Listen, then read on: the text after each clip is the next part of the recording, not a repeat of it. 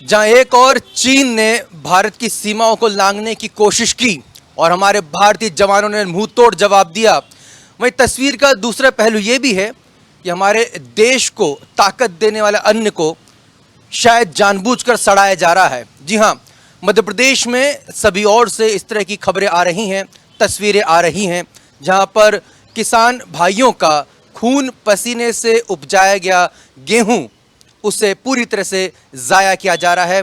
बारिश के पानी में भीग कर ये तमाम गेहूं सड़ रहा है। बहुत दुख होता है जिस देश में जय जवान और जय किसान के नारे दिए जाते हों, उस देश में जहां जवान शहादत देते हुए ज़रा भी लेशमात्र भी परहेज़ नहीं करते हैं, वहीं किसान भाइयों के साथ इस तरह से उनकी मेहनत को क्यों ज़ाया किया जा रहा है।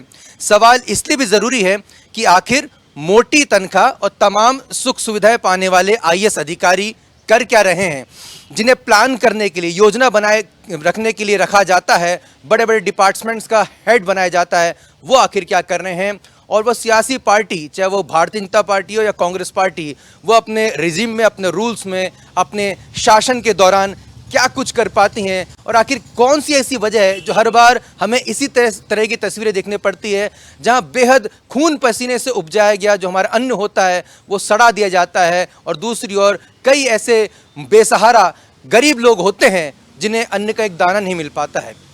चर्चा करेंगे हमारे इस खास प्रोग्राम किसान फर्स्ट में। हमारे साथ किसान नेता राहुल राज जी मौजूद हैं। राहुल जी, क्या वजह है कि हर बार इसी तरह की तस्वीर हमें देखने को मिलती है? बड़ा दुख होता है इस तरह की तस्वीरें देखकर। आशुतोष जी, ये कोई इस साल की घटना नहीं है। मतलब बड़ा दुख है, दुर्भाग्य है कि आज़ादी के 73 साल बाद भी आज भी भारत में अनाज के भंडारण की उपयुक्त व्यवस्था नहीं है। सरकारें आई हैं, गई हैं, सत्ता परिवर्तन हुआ है, लेकिन व्यवस्था परिवर्तन नहीं हुआ है।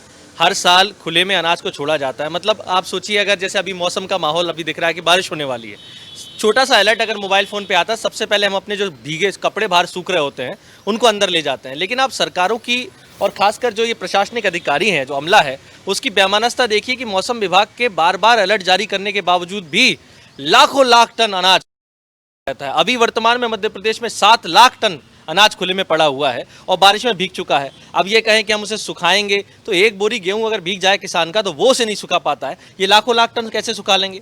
और ये कोई नई बात नहीं है। इसके पीछे आपको उसकी जो क्रोनोलॉजी है, आजकल ये शब्द बड़ा चलता है, आप उसको समझिए कि हर साल की फसल आती है, फसल खरीदी जाती है, खुले में छोड़ी जाती है, उसको सड़ाया जाता है। सड़ाने के बाद आप देखेंगे कि जो सड़ गया है उसको बोलेंगे कि हम इसको फेंक देंगे, लेकिन उसी सड़े हुए अनाज को लोड करके ले जाया जाता है, ऑक्शन किया जाता है और सस्ते दाम में दारू व्यापारी को दिया जाता है, क्योंकि दारू जो है वो अनाज से बनती है। अब आप ये अच्छी तरह अनुमान लगा सकते हैं कि अगर महंगे प्रोडक्ट को रॉ मटेरियल से कोई दारू बनाएगा, उसमें ज़्यादा प्रॉफिट होगा कि कम दाम में रॉ मटेरियल मिल जाए, तो वो दारू व्यापारी का प्रॉफिट होगा। दारू की खपत आप देखिए, समय के साथ हिंदुस्तान में दारू की खपत बढ़ रही है, दारू की सेल बढ़ रही है और दारू की कीमतें बढ़ रही हैं, लेकिन क्या उस अनुपात में अनाज का बढ़ता है?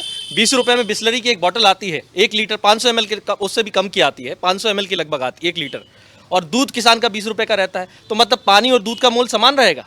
और आप ये चीज़ देखिए, इसके अतिरिक्त जब इस तरह से सड़ाया जाता है अनाज को, तब आप एक चीज़ और देखेंगे कि अंतर्राष्ट्रीय मार्केट में फिर ये कहते हैं कि साहब अनाज की कमी हो गई, अब आयात करना पड़ेगा। आयात कौन करेगा? सरकार के चहेते, अधिकारियों के चहेते जो बिजनेसमैन है वो आयात करेंगे। आयात करेंगे तो उसका भी जो इनकम जो रहती है, कमीशन खोरी, वो किसको जाएगी? फिर से सरकार के नुमाइंदे अधिकारियों को जाएगी।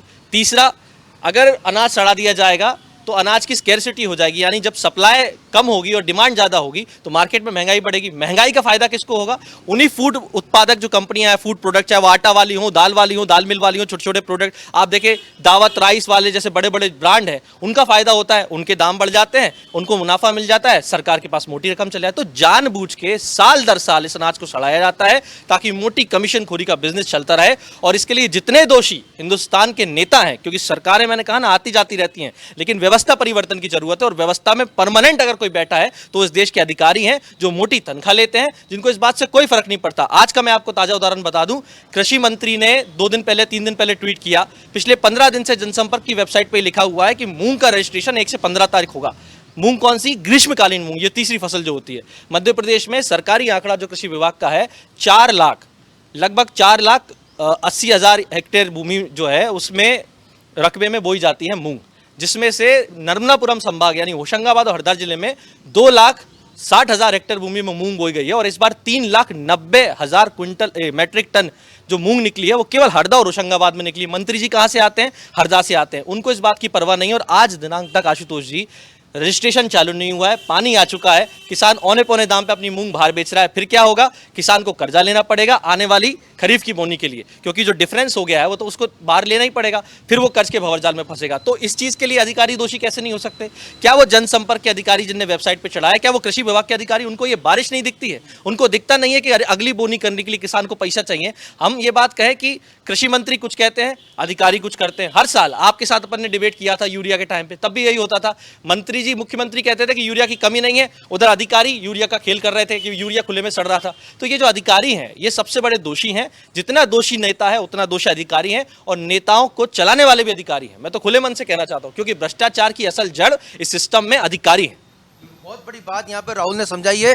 दर्शकों, क्यों अनाज को सड़ाया जा रहा है उसकी एक बड़ी वजह यह भी हो सकती है कि शराब कारोबारियों को सस्ते दाम में गेहूं उपलब्ध कराने के लिए, जिससे उनका मुनाफा बढ़े।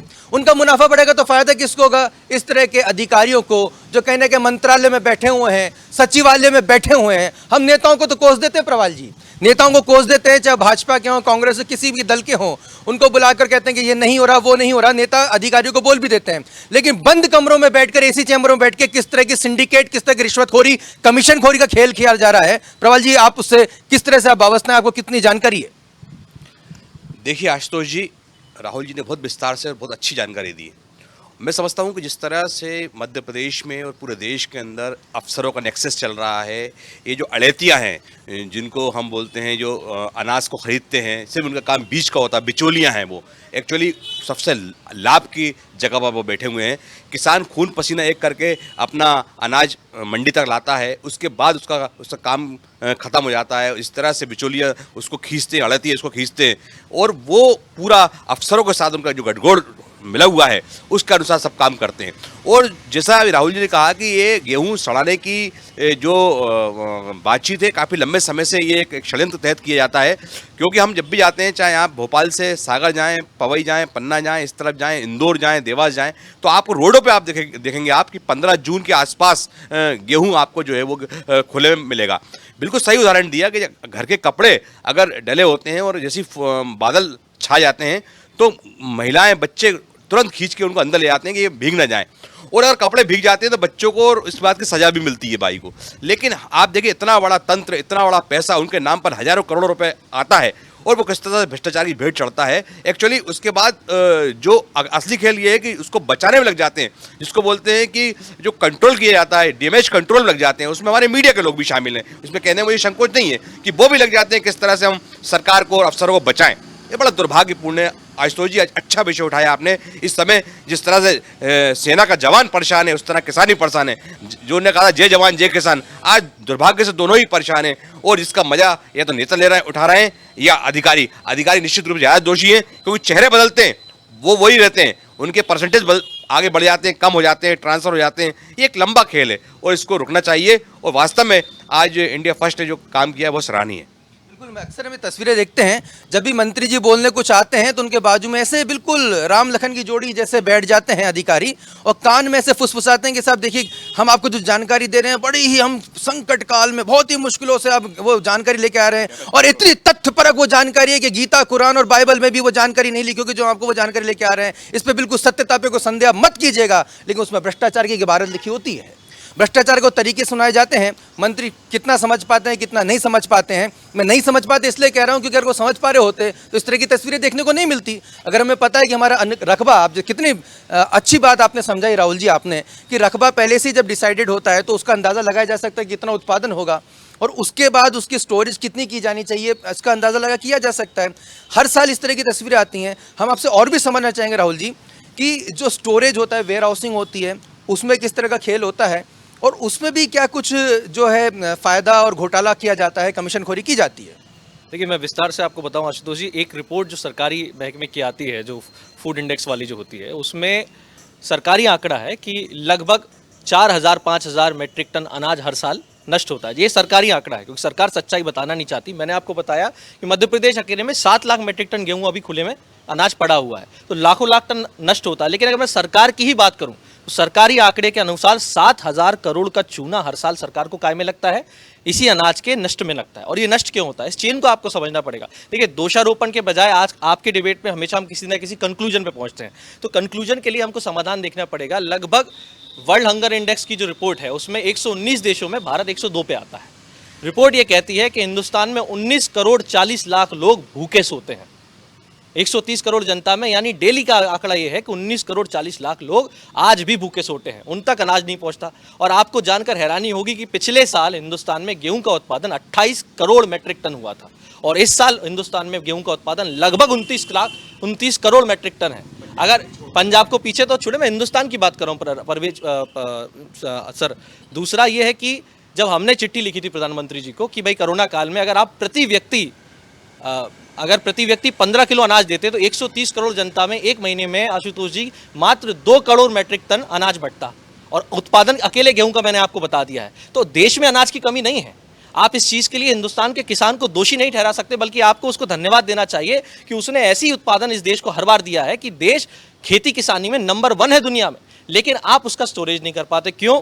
क्योंकि स्टोरेज नहीं कर पाने के चलते 30 से 40% आशुतोष जी फल, साग, सब्जी और दूध नष्ट हो जाता है, और 40% के लगभग ही अनाज नष्ट हो जाता है। कैसे नष्ट होता है? देखिए, हम जब हार्वेस्टिंग करते हैं तो अगर हमने हाथ से काटा तो कम गेहूं नष्ट होगा, लेकिन अगर हमने मशीन से हार्वेस्टिंग कराई तो उसका कुछ प्रतिशत, 1 या 2% दाना वहां गिर जाता है जो उठाना संभव नहीं होता है। तो 2% का नुकसान आपका वहां हो गया।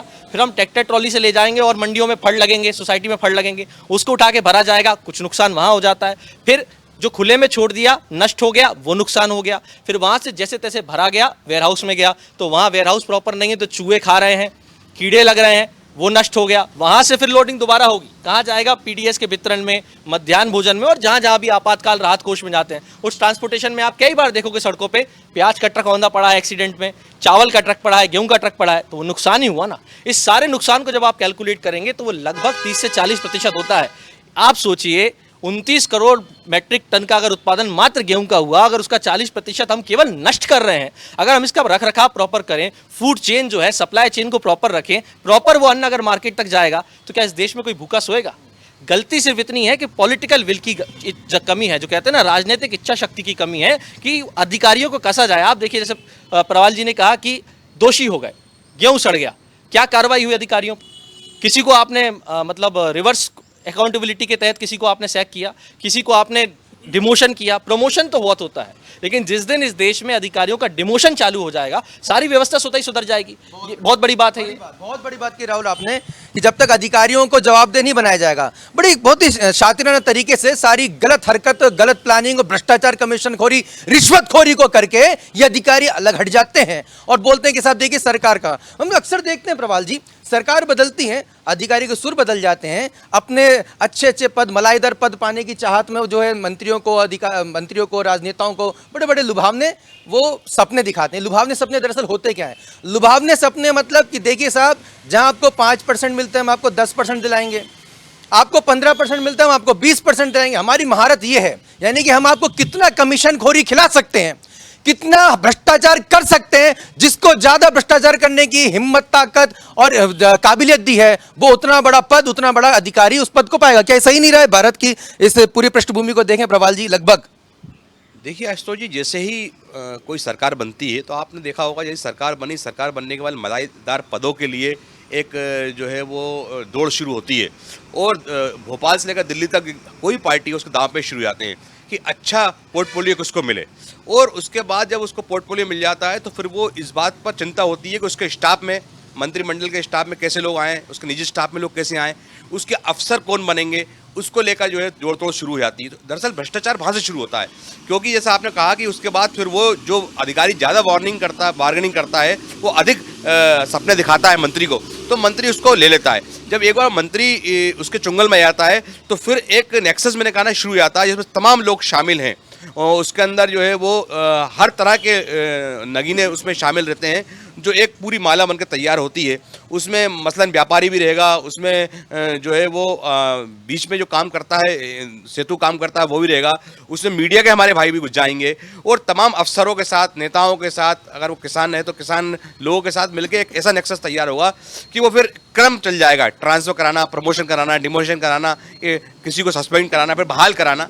एक पूरी चेन है और जिसका खमियाजा कहीं ना कहीं हमारे किसान को, उस मेहनत कश को उठाना पड़ता है, जो रात दिन हमारी चिंता करता है, जो रात दिन खेतों में रहता है, चाहे बरसात हो, आंधी आए, तूफान आए, आला पड़े, पोला पड़े, जो भी हो, बिजली गिरे, वो सब संकट उसको सहन करना है। कितने दुख की बात है प्रवाल जी, अगर हमारे घर में जरा सी कोई चीज़ जो हमें रखी हुई है, हम अगर 10 रुपए की कोई चीज़ लेके आते हैं वो खराब हो जाती है, कितना दुख होता है हमें। अरे हमारे इसमें 10 रुपए लगे थे, हमारी खून पसीने की मेहनत लगी थी। और ज़रा फर्ज करें उस किसान को जो दिन रात खून पसीना बहाता है, आप अगर कभी खेत में जाके देखें, जो बुआई होती है सर्दी में होती है, बारिश में होती है, वो कितने हद तक उसका पैर जो है वो ज़मीन के अंदर होता है। ज़मीन के अंदर कई बार सांप भी होते हैं, बिच्छू भी होते हैं, उनको कितनी बार वो काट लेते हैं। अगर आप उसकी कल्पना कर लें कि किस हद, एक अन्न का दाना उपजाने में किसान कितना खतरा, कितनी मेहनत, कितनी जान जोखिम में डालता है। पूरा परिवार एक होकर कि साहब हमारा किसान भाई बेटा जो है खेत में है, तो उनकी जो पत्नी है वो रोटी पहुंचा रही है, बेटा जो है वो पानी पहुंचा रहा है, माँ जो है उसकी देखभाल कर रही है, पिता जो है वो रात को रखवाली कर रहा है, और उसके बाद उसके अन्न को जिस तरह से अपमानित किया जाता है इन अधिकारियों के द्वारा। ये इंडियन एडमिनिस्ट्रेटिव सर्विस कहते हैं राहुल। ये क्या भारत में अंग्रेज चले गए और किन अधिकारियों को उस ढर्रे पे छोड़ गए, जिसकी कोई अकाउंटेबिलिटी नहीं होती है, जिनके खिलाफ कोई कार्रवाई नहीं होती है, वो जो चाहे जो करें, पर्दे के पीछे में रहते हैं। और अक्सर जब मीडिया वाले भी उनसे सवाल पूछते हैं तो बोलते हैं we are not authorise to give you the byte, we are not authorise to give the version. हम आधिकारिक तौर पर आपको कुछ भी नहीं बोलेंगे, आप जाके मंत्री जी से बात कीजिए। आप काम कर सकते हैं, भ्रष्टाचार कर सकते हैं, तो जवाब भी आपको देना होगा। देखिए आशुतोष जी, बड़ा दुर्भाग्य है कि मैंने अपनी आंखों से राजनेताओं को, अधिकारियों को चमकाते देखा है जब वो सत्ता में होते हैं, और जब वो सत्ता में चले जाते हैं तो उन्हीं अधिकारी के सामने हाथ जोड़ के खड़े हो जाते हैं। तो ये नैतिक जिम्मेदारी नेताओं की है कि ये एडमिनिस्ट्रेटिव सिस्टम जो है, जो सरकार में होता है, उनको रिवर्स अकाउंटेबिलिटी बनानी चाहिए कि श्रीमान अगर आप अच्छा काम करेंगे तो हम आपको प्रमोशन देंगे, अगर आप बुरा काम करेंगे तो हम आपको डिमोशन देंगे। क्योंकि ये अंग्रेजों वाला जो शासन होता है ना, जैसे आप ताज़ा उदाहरण लीजिए, कोरोना काल में डिस्ट्रिक्ट कलेक्टर यानी डीएम जो है वो भगवान है। आज अगर किसानों की किसी समस्या को लेकर हम उनके पास जाते हैं तो वो कहते हैं हमारे पास और भी बहुत काम है। एसडीएम सुनता नहीं है, तहसीलदार अभी कोई सुनता नहीं है, और अगर जैसे तैसे किसान इकट्ठा हो जाए तो क्या कहते हैं, कोरोना में आप इकट्ठे हुए तो आप एफआईआर कर देंगे। मतलब आपका डंडा, आपकी लाठी, आपकी भैंस, मतलब जो आप कहोगे बस वही है, ना खाता ना वही, जो अधिकारी का है वो सही, ये ठर्रा चल रहा है। हम ऐसे हिंदुस्तान में रहे आशुतोष जी, जहां 5 वर्ष से कम के 21% बच्चे, यानी 130 करोड़ आबादी की बात कर रहा हूं मैं, 21% बच्चे कुपोषण का शिकार हैं। लगभग 37% बच्चे जो हिंदुस्तान के हैं, जो 5 वर्ष से कम के हैं, अगर उनको कुपोषण नहीं है तो उनका मानसिक विकास, शारीरिक अंग से जो विकास होता है, वो जो मानसिक प्रॉपर विकास होना चाहिए, वो उनका विकास नहीं होता है। ये अन्य के कारण बता रहा हूँ मैं, ये वर्ल्ड जो इंडेक्स मैंने आपको हंगर इंडेक्स बताया उसी की रिपोर्ट है। और लगभग 52 से 53% महिलाएं जो प्रजनन शक्ति रखती हैं, वयस्क महिलाएं होती हैं, वो एनीमिया जैसी बीमारी की शिकार हैं इसी हिंदुस्तान में। लेकिन इसकी अकाउंटेबिलिटी नहीं है। क्यों? क्योंकि नेताजी भाषण देंगे, मंच से चले जाएंगे, सरकार बनी तो वो अपने कैबिनेट में बैठ जाएंगे, वो आदेश देंगे कि भैया आज से गेहूं खरीदी होनी चाहिए। इसका अनुपालन कौन करेगा? अनुपालन करेगा कृषि विभाग का अधिकारी। स्वास्थ्य की कोई जानकारी होगी, उसका अनुपालन कौन करेगा? स्वास्थ्य का अधिकारी। अगर वो ना करे तो नेता को तो चलो हम जैसे लोग, आप जैसे लोग पकड़ के कुछ कह भी सकते हैं। गांव में आया तो कई बार नौबत आ जाती है कि उनकी पकड़ के धोती खींच दो, कॉलर खींच दो। अधिकारी का कुछ नहीं कर सकते साहब, तुरंत एफआईआर हो जाएगी। उनका एक वो कौन सी धारा है, 353 है कि कौन सी है, शाकाहारी शासकीय कार्य में बाधा, जरा सा उनसे सवाल किया तुरंत आ जाता है पुलिस वाले के, साहब आपको शासकीय कार्य में बाधा। तो ये बंद होना चाहिए साहब। हम चाहते हैं कि इस देश में आज़ादी जैसा महसूस तो हो कि भाई हम जब नेता से सवाल कर सकते हैं तो कलेक्टर से भी कह सकेंगे श्रीमान जी, लोकतंत्र में प्रियम्बल जो है वो ये कहता है कि जो लोकतंत्र होता है उसमें जनता मालिक है, अधिकारी कर्मचारी नौकर है, और जो नेता है वो जनसेवक है। लेकिन उल्टा क्या होता है, गांव में जब कोई अधिकारी या नेता जाता है तो मालिक तो हाथ ऐसे करके नीचे बैठ जाता है, और जो नौकर है वो पैर पे पैर रख के बैठता है, और हम कहते हैं पाई लागी साहब हमारा काम कर दो। तो आपने, यानी इन अधिकारियों ने और नेताओं ने, खासकर अधिकारियों ने, इस पूरे सिस्टम को बदल दिया है। नौकर को मालिक और मालिक को नौकर। ये नहीं कि हम सही राजनेता चुनकर नहीं बेचते जिन्हें समझो सिस्टम की, या फिर सिस्टम इतना कॉम्प्लिकेटेड, इतना चक्रव्यूह टाइप का बना दिया गया है कि कोई भी राजनेता चक्कर घिन्नी हो जाता है, उसको समझ ही नहीं आता है। देखिए आशुतोष जी, ये बात आपने बहुत अच्छी कही। इस देश में जब रिटायरमेंट एज फिक्स हो जाएगी ना राजनेताओं की, और एक मिनिमम क्वालिफिकेशन नेताओं की हो जाएगी, जैसा आपने अभी कहा था कि अधिकारी चलाते हैं, मुझे बुरा लगता है कहने में, लेकिन ऐसे नेता भी मध्य प्रदेश में देखे हैं, मंत्री जिनको भाषण क्या लिखना तक नहीं आता था। तो ऐसे आदमी को अगर अधिकारी नहीं चलाएगा तो क्या करेगा? तो ज़रूरत है कि पढ़े लिखे नौजवान जो है वो राजनीति में अच्छे पदों पर पहुंचे, पार्टियां उनको मौका दें, या वो निर्दलीय चुनाव लड़े तो जनता उसका सपोर्ट करे। देखिए, जनता की मनोस्थिति बदलना भी बहुत ज़रूरी है। अगर जनता पौवा पे और नोट पे वोट देगी तो उसको कोई अधिकार नहीं बनता है कि किसी नेता से ये कहे कि साहब हमारी सड़क में गड्ढा है। अगर आप अपना वोट बेच रहे हो तो आप भी बिकाऊ हो गए। आप ईमानदार रहो, आप अच्छे लोगों को चुनो, अच्छे लोगों को चुन के जब आप संसद और विधायक में भेजेंगे तब वो अच्छा आदमी जाके कुछ काम करेगा। जनता इसमें सबसे बड़ी अकाउंटेबिलिटी है। मैं आपके चैनल के माध्यम से हिंदुस्तान के लाखों युवाओं से कहना चाहता हूं कि भाई साहब सवाल करना सीखिए। और जो बाज मुद्दा आज आपने उठाया है, मैं जो तथाकथित बुद्धिजीवी शहरों में बैठते हैं और सोचते हैं कि किसान टैक्स नहीं देता, तो भाई साहब हाथ जोड़ के बता दूं, मंडी टैक्स हम भी देते हैं। और अगर ये अनाज नष्ट होता है तो आपका जो ईमानदार टैक्स पेयर का पैसा, जो आप बार बार छाती ठोक के कहते हैं कि हम ईमानदार टैक्स पेयर हैं, तो आपके पैसे से ही आयात होगा श्रीमान। और अगर स्केर्सिटी आ गई, महंगाई बढ़ गई, तो आपकी जेब पे ही असर होगा। और जो 3 रुपए किलो मिर्ची हमसे खरीद के आपको 30 रुपए मिलती है, उसका 27 भी हमारी जेब में नहीं जाता श्रीमान। तो आपका जो ईमानदारी का टैक्स पेयर का पैसा है, उसी के मजे इस देश के नेता और अधिकारी लेते हैं। तो आपको भी सवाल करना चाहिए। 9 से 9 की नौकरी में आप अगर ये कह देते हो कि मैं का व्हाट आई शुड डू, वो जो कह देते हैं, बीवी के साथ बैठेंगे, चाय पियेंगे और कह देंगे हमें क्या लेना देना, नेता भ्रष्ट है, ये भ्रष्ट है, तो सॉरी टू से आपने इसके लिए क्या किया? क्या कभी आपने आरटीआई लगाई या आपने कभी किसी से सवाल किया? हम सवाल नहीं करेंगे, सवाल नेता करे, सवाल आप जैसे पत्रकार करें, सवाल हम जैसे एक्टिविस्ट करें। और मजे कौन मारेगा? ये अधिकारी मारेंगे, और जो परमानेंट तथाकथित जो एकदम घाघ टाइप के नेता हो गए वो मारेंगे। इसमें जनता की भी बहुत बड़ी अकाउंटेबिलिटी है। जनता की बहुत बड़ी जिम्मेदारी है। निश्चित तौर पर जनता को सवाल उठाने होंगे, उन अधिकारियों को प्रश्न पूछने होंगे कि आप क्या गलत कर रहे हैं। उन तमाम लोगों से सवाल उठाने जरूरी होंगे। कभी गौर करके देखिएगा, हम जितनी बार कहते हैं कि स्कूल यहाँ पर घटिया है, सरकारी स्कूल ठीक नहीं हो पा रहे हैं, वहाँ पर तमाम जो इंतजामात नहीं है, कभी गौर करके देखिए प्रवाल जी, इसमें क्या सच्चाई नहीं है कि ज्यादातर आईएएस अधिकारी हो या आईपीएस अधिकारी हो, उनके बच्चे विदेशों में पढ़ रहे होते हैं? बिल्कुल, आशुतोष जी बहुत सही कहा आपने कि आज जो सरकारी स्कूल हों, चाहे सरकारी कॉलेज हों, चाहे अस्पताल हों, इनकी दुर्दशा हो रही है। इसका कारण भी यही है कि बीच में आया भी था, दिल्ली में भी शायद हुआ था कि जो अधिकारी हैं उनके बच्चे सरकारी स्कूलों में जाएंगे। लेकिन ये सब बातें कहने में अच्छी लगती हैं, लेकिन जब प्रैक्टिकल हम देखते हैं तो वही लोग जो है वो मिशनरीज स्कूल के लिए सोर्स लगाते हैं, वही जो है अपने बच्चों को दूर में और तमाम जगह और बाहर विदेश में पढ़ने के लिए प्रोत्साहित करते हैं और बड़ी शान से कहते हैं मेरा बच्चा तो जो है वो फॉरेन में पढ़ रहा है। तो ये तमाम बातें करने ही कुछ होती हैं, कहने ही कुछ होती हैं। उन्होंने कहा ग्राम पंचायत लेंगे, चौपालों पे जाइए, कितने अफसर हैं जो रात में गाँव में जाते हैं और देखते हैं, वहाँ पर उनके लिए 5 स्टार की सुविधाएँ शुरू हो जाती हैं। तो ये तमाम चीज़ें जो हैं वो सुनने देखने में अच्छी लगती हैं, जब तक इनका पालन नहीं होगा और जब तक ये बातें आम जनमानस में नहीं आएंगी, जनता जब तक पूछेगी नहीं। ये वोट की बड़ी ताकत है, उनसे पूछो कि आपने इसके लिए क्या किया, इसके लिए क्या किया, जब तक ये मैं समझता हूँ सब बातें बेमानी है। मुझे लगता है कि जो शब्द है साहब, बाबू साहब, मेम साहब, कलेक्टर साहब, श्रीमान जी, महोदय, मान्यवर, ये जो जितने शब्दों के मायाजाल में फंसाकर असल मुद्दों को अलग कर दिया जाता है। शिष्टाचार की हम हमेशा सराहना करेंगे, शिष्टाचार होना चाहिए, सम्मान होना चाहिए, लेकिन उतना सम्मान फिर जनता का भी होना चाहिए, उतना सम्मान फिर आम लोगों का भी होना चाहिए कि आखिर वो अधिकारियों को कोई तमगा नहीं मिल गया कि आप पढ़ के आके वहां पर पहुंच गए और बैठ गए तो आपको जनता के ऊपर राज करना है। राज नहीं, आपको सेवा करनी। You are public servant. The word servant should be notified clearly.